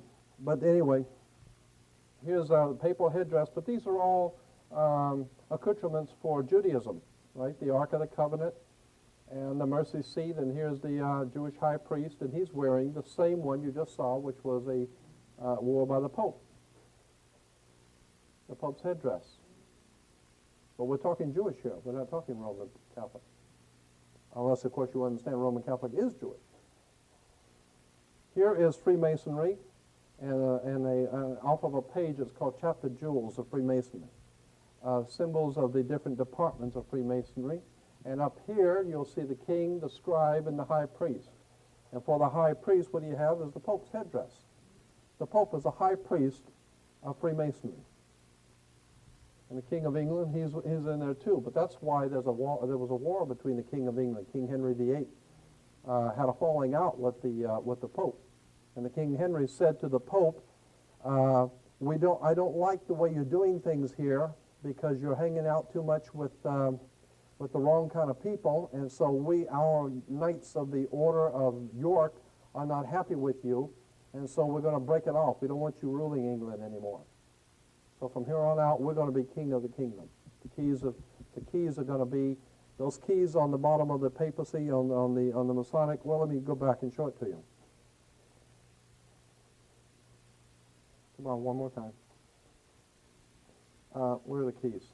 I thought the keys were okay. Anyway, on the papacy, you might see it here yet. There's always those two large keys under the Pope's symbol. I think that's where we get the Florida keys from, because if you understand what the word keys and what it means, Florida keys, I think, is connected to it. Because those people down there in the Florida Keys, better know who those people are. The Florida Keys are a home for some of the most powerful mobsters the world has ever known. They got a whole thing down there, and if you understood how many millions and millions of dollars, I mean countless millions of dollars, went into just building that highway from the coast of Florida all the way out to the Keys.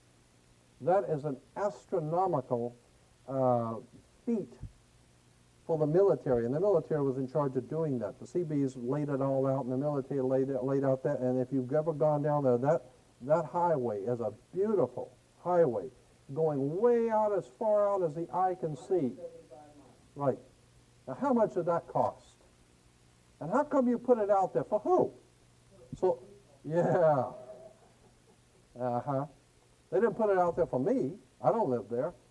175-mile bridge out in the middle of nowhere. And I don't mean no little platoon thing. I mean a beautiful bridge going all the way out to those islands, and there are hundreds of islands out there. Why? Because those families that live out there were friends like Bibi Rebozo, the friends of Nixon. I always see the presidents going down to the Florida Keys. That's because these guys who are the powers behind this live out there in the Keys on those islands by themselves, like in the Sean Connery, James Bond movies. These guys are absolutely horrendous. They got a thing going that will not stop. And we have no idea in the world what's going on. That's why they call it the Florida Keys. Again, I say within the triangle of Freemasonry, you have the Pope's hat. Here is the breastplate of righteousness for the Jewish high priest, the high priest of Judaism, with the Masonic apron, the fleur de lis, which is a symbol of France, which is a symbol of sex, joining the male and female, and he's wearing the Pope's headdress, okay?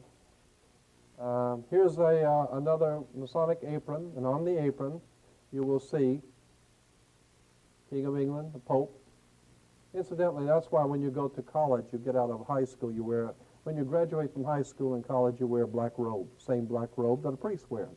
It's the same black robe that a judge wears. And the square you wear on your head when graduating is called a martyr board. It's a square Freemasonry. So if you go to church and you do things right and you stay in line, you're a square. Yeah.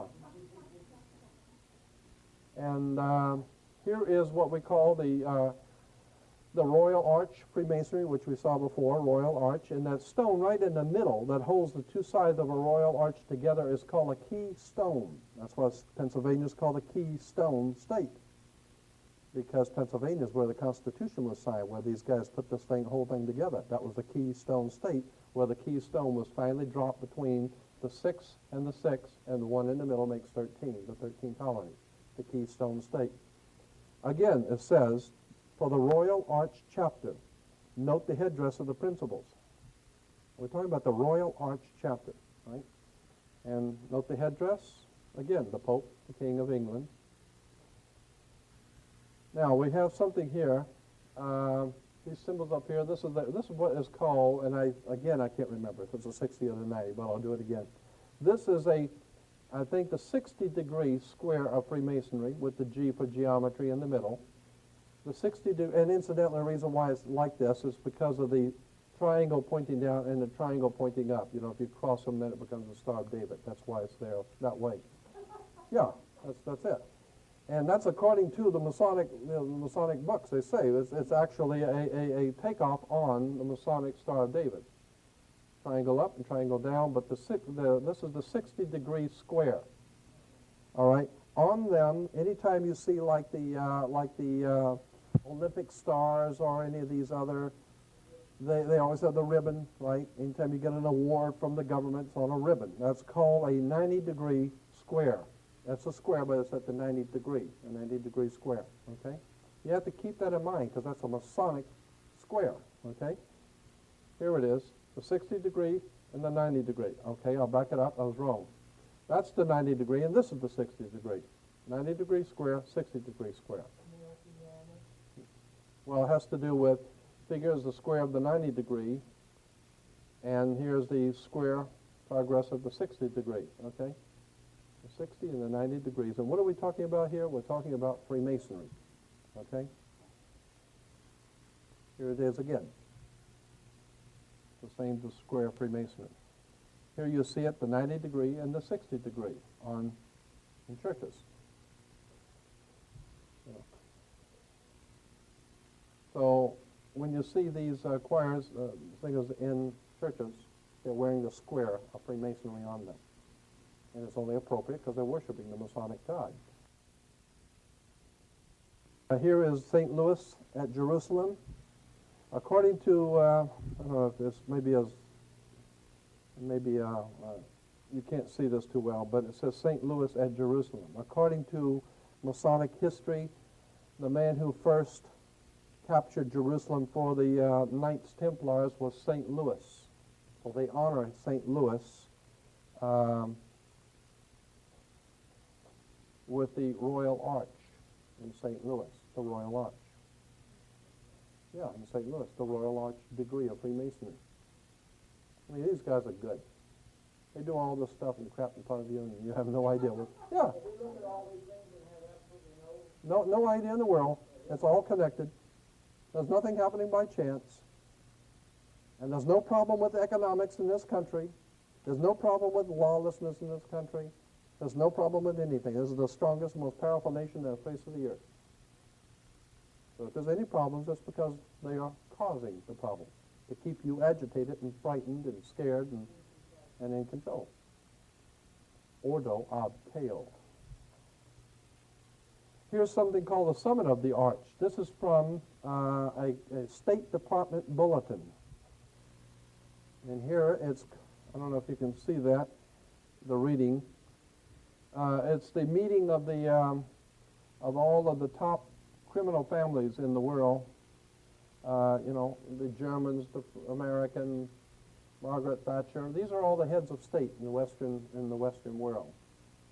And it's the giant glass pyramid. Of course, they would have their picture taken in front of the pyramid in France, and that's why always in any great wars and all the time of world trouble, you always have to have a Paris Peace Conference. In Vietnam and Korea, you always go to Paris because Paris is the home of the French Grand Orient Temple Masons, right? And so here you got the Summit of the Arch. Why would they call this the Summit of the Arch? For the Western world's financial and the leaders of the Western world. Here's a little Masonic library to show you how it's connected with religion. We got Masonry, Mormonism, and Freemasonry from the Masonic Lodge Publishing. So Mormons are founded by, organized by, directed by, and financed by the Freemasons. Joseph Smith and Brigham Young, the two leaders of the Mormon Church, were both 32nd degree Freemasons in the Scottish Rite. There's another book, The Relationship of Mormonism and Freemasonry. Here's Mormonism and Masonry. Freemasonry in the Book of Mormon. That's why in Utah we have Zion National Park. Zion National Park with the great white throne. Incidentally, it's not black throne, it's a white throne. And that's why America is ruled from the White House. It's not a brown house or a yellow house, it's the White House. Okay, and that's because England is ruled from what is called Whitehall. Whitehall is the central power of England, Whitehall.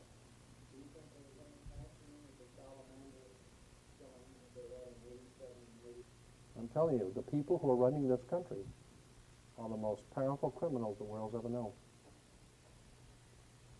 Oh, wait a minute. Should we take a break? Okay, let me back it up there. Huh? Oh, okay.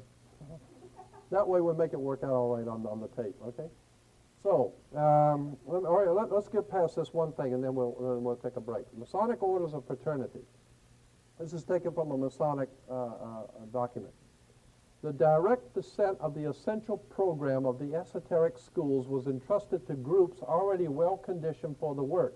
The guilds, trade unions, similar protective and benevolent societies have been internally strengthened by the introduction of a new learning. The advancement of the plan required an enlargement of the boundaries of the philosophical overstate. A world fraternity was needed, sustained by a deep and broad program of education according to the method. There's a method to this education that we're getting. Such a fraternity could not immediately include all men, but could unite the activities of certain kinds of men, regardless of their racial or religious beliefs or the nations in which they dwelt. Here's the point. These were the men of towardness, those sons of tomorrow whose symbol was the blazing sun rising over the mountains of the east. Remember Shell oil, okay? What it's talking about is that the conspiracy already had knowledge that the guilds, the trade unions, similar protective and benevolent societies were perfect grounds for control. So you set up the Red Cross, you set up the Painters Union, you set up these unions and benevolent societies and this and that, set them all up to ostensibly, of course, protect the people, to help the people, and protection, when in fact they're being organized and directed to control the people.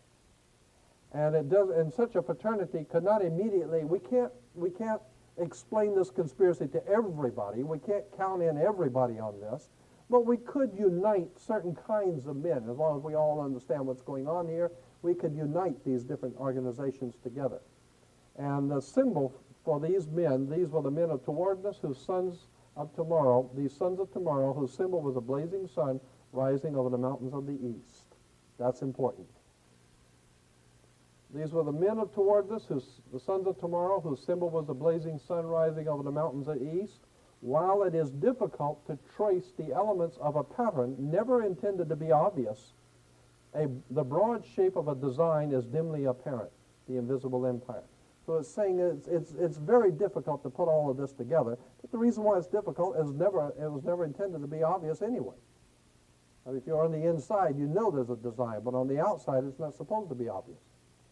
Okay? Here's where they're getting this from. This is from the old Assyrian Babylonian mythology. The sunrise, the god Shemesh appears above the mountains of the east. Here's God's sun rising over the mountains of the east. That goes all the way back to Babylon. Here it is in Hebrew theology, the sun rising, Israelites at Mount Sinai. The sun rising over the east. Shell, the sun. The sun rising on Hebrew, Jewish Freemasonry. Here it is, the Kabbalah. We're talking about the Kabbalah, and here on the back on chapter 9 is called the way of one who was caught between the suns of a dying and a dawning day. The one caught between the one who, no, wait a minute, the way of the one who was caught between the suns, implying that there's two suns. There's a sun going down and a new sun coming up. The old sun of the old world order, Rome, is going down. Vatican, Europe, is the old sun, and it's going down, and there's a new sun coming up on America. There's a dawn of a new day for America. It's going to be the king of the world now. 1,000 points of light. All right, so what we're talking about here is between the suns of a dying and dawning day. George Washington said, here's his chair where he signed all of his documents, George Washington. And up here he says, but now at length I have the happiness to know it is a rising and not a setting sun. I now at length have the happiness to know that it is a rising and not a setting sun. So Washington understood. This is a priceless relic of the Constitutional Convention, the rising sun chair of George Washington. Yeah, with the Fijian cap, yeah. As a matter of fact, yeah, let me go back on that. The Fijian cap, that's the old cap of the Fijians. And the reason why, I mean, I could get into this too. I'm not going to right now, but there's a reason why. We'll get into that another time. That's very interesting too, the Phrygian cap. Here's a book by James Billington, Fire in the Minds of Men. It traces the course of the revolutionary faith from its earliest origins in occult Freemasonry to the allegedly scientific Marxism of today. So when you hear things about scientific Marxism, communism, the Soviet Union, and all of that, what we're talking about, scientific Marxism, is actually had its earliest origins in occult Freemasonry. And James Billington has written some brilliant books. He is a Rhodes Scholar, like the new president. He's a Rhodes Scholar also. He teaches at Oxford. He's probably taught our new president. He is a really establishment boy. This guy is well thought of by all the gangsters and top of the governments of the world. He's their boy.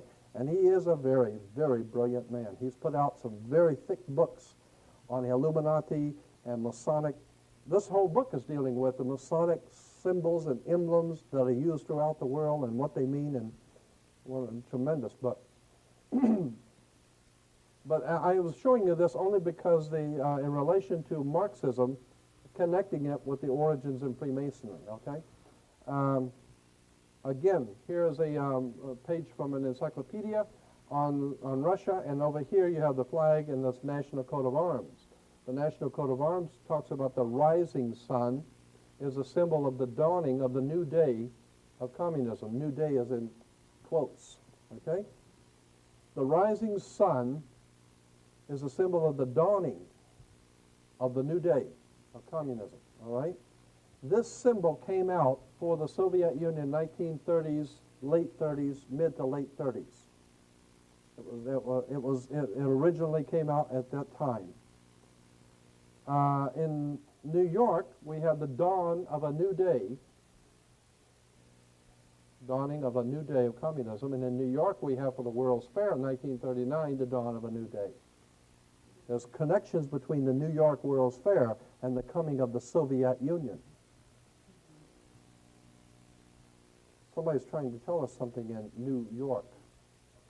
Sun rising in Russia, Soviet Union, sunrise.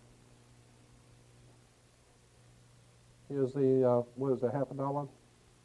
Yeah, 50 cents. And here it says, she is moving toward the dawn of a new day, the sun rising for us.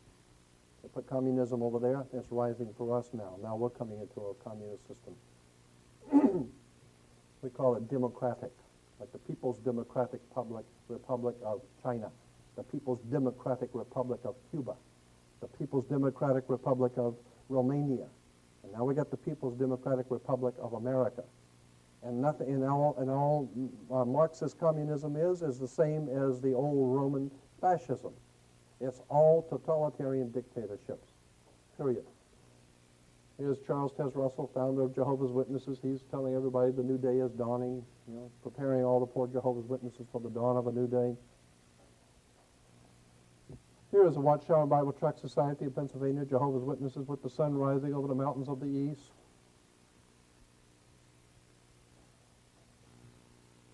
Here's a Christian distributor for Christian materials called the New Day, sun rising over the mountains of the east. Christians have no idea in the world. All this stuff is being manipulated, presented to them, and they have no idea in the world. And they're out there programmed to accept God's kingdom, Channel 40, and never realize the symbols of Channel 40 are Masonic, and all of their leaders are all Freemasons. It's too bad, but it goes back to, pride precedes a fall. When it is you think you have the whole truth and you're in tight with the Lord, that's when you've been had. Richard Nixon struck a coin for himself and called it the New Day for America, the New Dawn for Peace. That's what he did. Here's Liberia, the flag with the symbol for the rising sun on the flag, just to show you how it's used throughout the world. The sun which heralds a new day. Romania, their symbol is the sun, like the shell, the sun rising over the mountains of the east. The rising sun expresses the promise of a new day. Here's Mongolia. The horseman on horseback with the sun rising over the mountains stands for the nation's advance toward communism. Malawi with the red sun. Malawi added the sun to symbolize the dawning of a new day for Africa, and it was. They killed a lot of people over there. And Afghanistan, there was a new dawn for Afghanistan. They broke that up and killed a lot of people. And here's on rings, high school rings, college rings, a new dawning, sun coming up. Here's the sun coming up on college rings and high school rings. There it is. Behold a new dawn, the sun coming up on the mountains of the east. I mean, hey, they control education, religion, politics, the police department, fire department, and Sears. I mean, let's face it, they own and control the world you live in. It's the only game in town. Behold a new dawn. Kids wear these rings and have no idea in the world what that means. How much more time do we have on the film? Good. A recurrent early romantics in young Karl Marx and the Russians of Lenin's time was Prometheus, who stole fire from the gods for the use of mankind. I'll read it again. A recurrent mythic model for revolutionaries. A model for revolutionaries. And early romantics, young Karl Marx, and the Russians of Lenin's time was Prometheus, who stole fire from the gods for the use of mankind. Prometheus. Here in New York at Rockefeller Center, we have the Prometheus Fountain, the Masonic Square Freemasonry, and in front of Rockefeller Center is Prometheus on the Promethean Fountain, who stole fire from God. And that's why during the Olympics you have they're running around with the torch. That's the torch of Prometheus, like the Statue of Liberty holds the torch of Prometheus. It's a symbol for the Age of Enlightenment, or the Illuminati, the illuminated ones, holders of the light. Well, wait a minute. Yeah, I'm just going to, this is the end of it right here. The United Nations, I was saying today to one of you today that the post office, our postal service used to have on our post boxes on the street were red, white, and blue. Today they're just simply blue. They're just simply blue. Because blue is a symbol for Israel. It's the symbol, it's the national color of Israel, which is incidentally the same national color for, the international color for the United Nations. This color blue. This particular shade of blue has since become known as UN blue. This is UN blue. It comes from the old Grand Lodge of Freemasonry, the Grand Lodge blue. That's why they call it blue degree Freemasonry. The first 3 degrees of Freemasonry is called the blue degrees. That's why the United Nations is blue. Yeah, that's why when you go to college, you get a degree. Because that's the way you move in Freemasonry is by degrees. The 33rd degree, the 32nd degree, the 3rd degree. You go to college and get a degree because these people will teach you what you're supposed to know, not what you're not supposed to know. You're not supposed to think like this. They teach you what you're supposed to know. They teach you how to earn a living, not how to live. They teach you how to think, not to think, but how to think. And so that's why when you come out of college, they call you an alumni because you're an illumini. You are illuminated. You've been enlightened by the powers that be. As long as you stay square and play on the square, you're going to do all right. As long as you don't go thinking too much. Is the end of the first section.